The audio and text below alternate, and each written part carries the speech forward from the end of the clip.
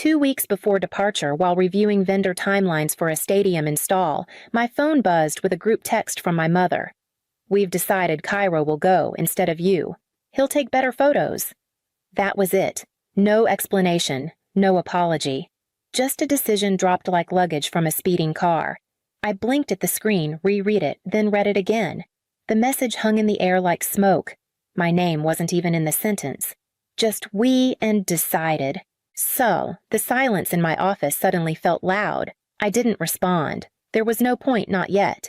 I leaned back in my chair and stared at the wall of project binders. I'd spent weeks planning this trip. 10 days in Dubai, first-class tickets, 5-star hotel desert tours, dinner in the sky, all of it. A retirement gift for my father. A thank you for the years of drywall dust and ruined knees. A chance maybe to feel like a family again. And they gave my seat to Brisa's fiancé, Cairo, who once tried to pitch me an app idea that already existed in 10 better-funded versions. Cairo, who had never paid for a dinner check without mysteriously needing the restroom. Cairo, who spent Christmas in our living room talking about synergy while borrowing my Wi-Fi password. I opened the Emirates app. My name was still there for now. I didn't cry. That wasn't how I processed betrayal. Instead, I opened a spreadsheet, labeled it Dubai Recovery, and began making a list. Flights, hotel, tours, refund policies, security contacts. Next to each line item, I wrote one word, mine. Then I opened a second sheet and titled it Debt Ledger. At the top, I typed their names. I bought the second condo in 2018, 2 bedrooms, nothing fancy but newer construction and close enough to downtown Bend that it would always rent well. That was the plan anyway. Passive income, long-term investment. I ran the numbers a dozen times before signing locked in a 4% fixed rate and set aside a fund for maintenance. I didn't buy it for them, but when Dad's job dried up during the pandemic and Mom said the words, "We just need a little time to get back on our feet," I handed them the keys. No lease, no deposit. Just an agreement, $900 a month, utilities covered. It was less than half the market rate, and even that wasn't consistent. By year 2, I'd stopped asking. Asking turned into tension. Tension turned into silence. Brisa moved in around that time after falling out with some roommates over personality clashes. She brought 6 suitcases, a dog, and a ring she said wasn't official yet, but close. They always had excuses: a delayed invoice, an unexpected car repair, Mom's birthday brunch. I tracked it all, $17,800 in missed rent by last November. I never brought it up again, not directly. I figured the spreadsheet would protect me from becoming resentful, as if neat rows and conditional formatting could make it fair. They bought a new espresso machine last fall. I recognized it from my Amazon cart. Brisa once called me cold for sending a Venmo request after she'd used my Instacart account to order $142 worth of supplements and sushi. "It's not a business, Serene," she said, like I'd broken some unspoken rule of sisterhood. But it always felt like a business. A terrible one. High output, zero return, and emotionally bankrupt. That morning, I updated the spreadsheet. Then I called a locksmith, because if they were going to treat me like a landlord, it was time they saw the paperwork. Cairo drifted into our lives the way spoiled cream ruins coffee slowly, then all at once. The first time I met him, he shook my hand like it was a branding opportunity, said something about leveraging legacy capital while complimenting the lighting in my condo. He wore tech vests over designer hoodies and name-dropped venture firms like they were close friends. According to Brisa, he was a visionary in the co-living disruption space, though when I asked what that meant, she blinked and said, "It's kind of housing, but smarter." He didn't have a job title, just ideas, vague ones, mostly centered around what other people should invest in while he nurtured the concept. Brisa adored him. She called him a futurist. Mom called him charming. Dad nodded a lot, probably out of exhaustion. When I announced the Dubai trip at Sunday dinner, I watched my father's eyes light up the way they hadn't in years. He pulled out his old book on desert architecture, said he'd always dreamed of seeing the Burj Khalifa in person. For 5 minutes, I felt something like warmth. Then, Brisa asked if Cairo could come. I said no. Calmly. "It's a gift for Dad. I've already booked 4 seats." Silence. Then, Brisa scoffed. Seriously, you can't just buy one more ticket. I've maxed the budget, I replied. And this isn't a vacation, it's a thank you. Brisa stood arms crossed. You're just bitter no one's ever chosen you first. The words hit harder than I let on. I didn't flinch, just nodded. Cairo looked down at his phone like the whole thing was beneath him. Mom mumbled something about family. Dad avoided eye contact. That night, I didn't sleep.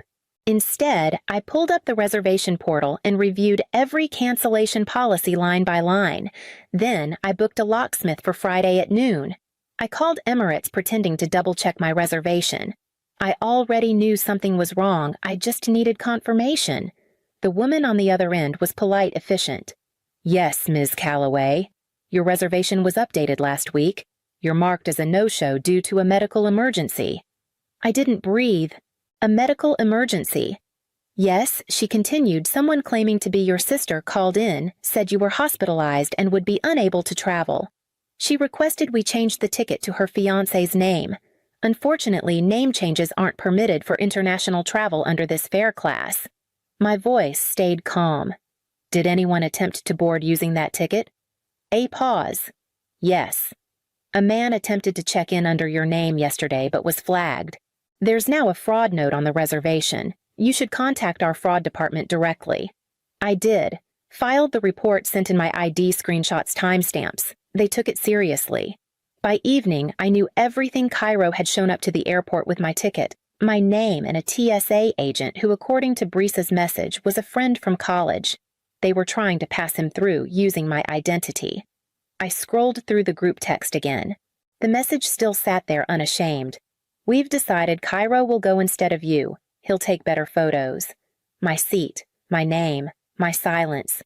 I didn't respond to them. I didn't need to. I opened the spreadsheet I'd started.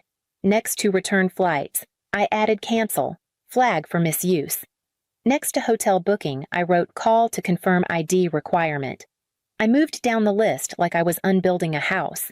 At the bottom of the page, I created a new section, legal risk. Then I opened another tab, logged into the smart lock dashboard for the condo, and changed the access code. Just before I closed my laptop, I looked back at the message one last time and whispered out loud, to no one, I see you. And I did. Clearly. For the first time. The first call I made was to the hotel, a beachfront property near Jumeirah booked under my name and credit card. I asked if they'd allow check-in without me present. They said no ID verification required at the desk. Perfect. I canceled the reservation. No refund. I didn't care. Next was the excursion company. I'd booked a full-day dessert safari private SUV Falcon Show dinner under the stars. Canceled. Then the yacht cruise. Then the cooking class. Then the spa. Each time I heard the same tone from the rep on the other end. Confused politeness, subtle concern, but no resistance. The refund emails trickled in, and I logged each one in my spreadsheet beside Cairo's name. Return flights were trickier. Emirates wouldn't let me cancel the completed outbound leg, but they agreed to flag the return flight for security screening. If the same boarding mismatch appears, we'll escalate internally, the fraud rep said. I thanked her. Then I changed my credit card number. Next came the locks. By 10 p.m., every door in the condo had been rekeyed. I installed 2 motion-activated cameras and a video doorbell synced to my phone. I printed a notice and taped it just inside the window. Entry by non-tenants subject to trespass law. Contact property manager. They weren't technically tenants. No lease. No formal agreement. Just a 4-year story I'd let them write in my name. That changed the next morning. I emailed a local property management firm and paid rush fees to draft a formal lease market rate $2,950 a month. Utilities not included. First and last month's rent due at signing. I requested a 30-day move-in deadline or vacate notice prepared for signature delivery. Last I called Micah Hollis, a real estate attorney I'd worked with once before. He remembered me. I explained the situation in clean, neutral language. He didn't interrupt, just said, I'll start the paperwork. We'll do this properly. By the time I shut my laptop that night, I hadn't spoken a single word to my family. But I had reversed every trace of what they took. and the silence felt better than anything they'd ever said. The first message came at 2:11 a.m. Mira, what did you do? There's no hotel reservation. The guy at the desk just laughed at us. I turned my phone face down and went back to sleep. By morning, there were 12 more. Miley's. We can't reach anyone. The excursions are gone. What's happening? Cairo. This is completely unprofessional and borderline illegal. You'll be hearing from my attorney. Mira. He broke his arm on the camel ride. Do you even care, Miles? You embarrassed us in front of Cairo's new family. Do you understand what you've done? I did. And I had a spreadsheet to prove it. I scrolled through the messages like they belonged to strangers. They'd landed in Dubai, assuming I'd still carry the load even after they kicked me off my own trip. They expected luxury. They got chaos. I imagined them walking into the hotel lobby, tired, smug, expecting cold towels and bellhops, only to hear no reservation under that name.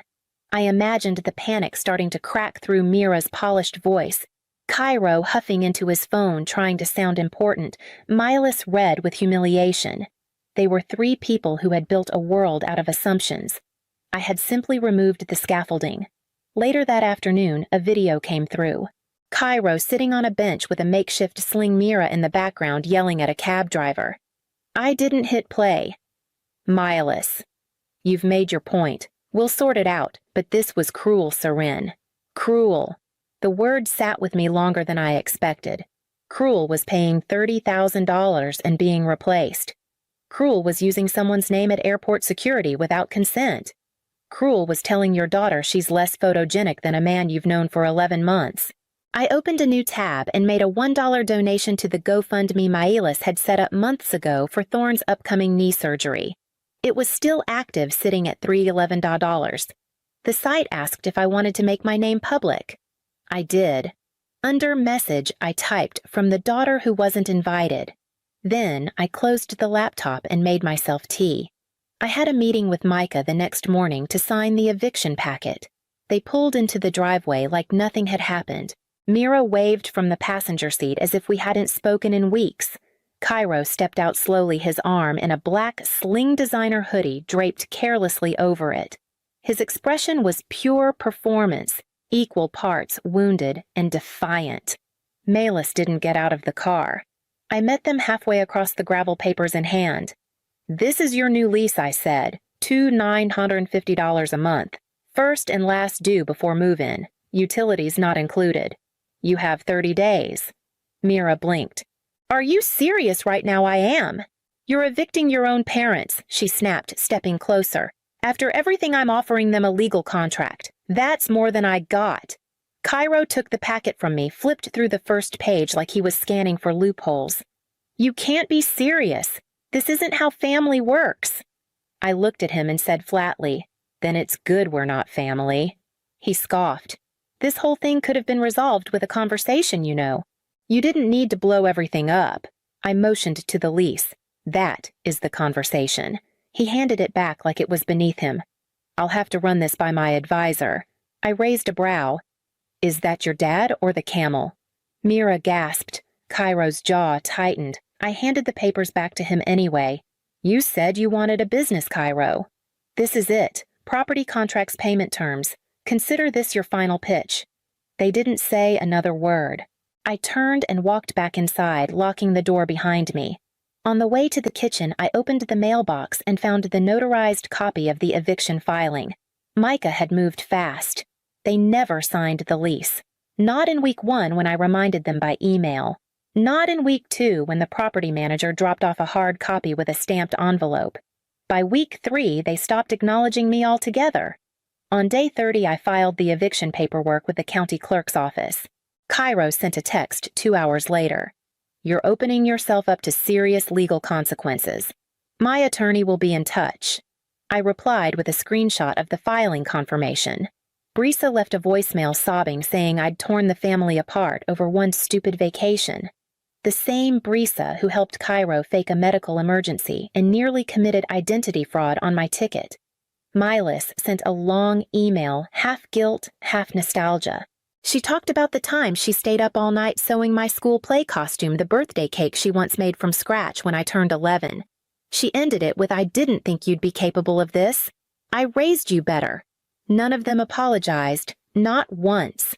Not for the messages, not for the boarding pass, not for stealing the seat or taking the money or calling me bitter or boring or selfish. They circled around the truth, orbiting it like a planet they refused to land on. I forwarded everything to Micah, texts, voicemails, screenshots. He told me to hold firm and let the paperwork do its work. By the end of the week, the court date was set, 5 days. I changed nothing about my routine. I drank the same coffee in the same mug, showed up to work early, ate dinner alone and in peace. But I noticed I slept better. The headaches I'd had for years were gone. The more they fought to stay, the more I understood they'd never truly belonged. They knocked on my door exactly 1 year after the court date. Same porch, same nervous energy, different arrangement. Cairo wasn't with them. Brisa stood slightly behind Mayla's arms, folded tight like she was holding herself in place. Thorne leaned on a cane face, more drawn than I remembered. Time had finally started to show. "We didn't come to fight," Mayla said. I didn't answer, just waited. "We've been doing a lot of thinking," she continued, "about how things went, about the trip. About you," Brisa added barely above a whisper. "Cairo's gone. He left when everything dried up." Thorne cleared his throat. "They say I need surgery. My knee's bone on bone now. Medicare won't cover the whole thing. We just need a little help. Until we're stable." That phrase again. I felt it hit like a dull thud in my chest. Just until. I reached behind the door and handed them an envelope. Maylis blinked. "What is this, 3,000, I said. "For the knee." "That's it." Brisa stepped forward. "Is this... Are we okay now?" "No," I said. "This isn't reconciliation. It's accounting." None of them spoke. Thorne looked at the envelope like it was both a gift and a sentence. Brisa looked away. Mylis looked like she wanted to cry, but didn't remember how. "I'm not angry," I added. "I just don't owe you anything beyond this." Maylis reached out, maybe for my hand, maybe just for contact. I didn't move. They left quietly. I watched them walk to the car, 3 shadows against the dying sun. I wondered if they'd drive home and twist this too, turn it into something uglier or softer than it was. Maybe both. But I knew what it was. It was the last payment I'd ever make on a family I stopped investing in long ago. The message came a week later. "Until you fix this, you're no longer our daughter." No greeting, no punctuation. Just a single sentence tossed like a final stone through a window already broken. I didn't feel anger, not even surprise, just something that resembled confirmation. I sat with it for a minute, phone resting on the kitchen counter beside the envelope that had gone uncashed. Then I replied, "I stopped being yours the day you sold my seat." I didn't wait for a response. I screenshotted both messages and forwarded them to Micah. I knew he'd log it just in case anything else came through. Paper trails had become my second language.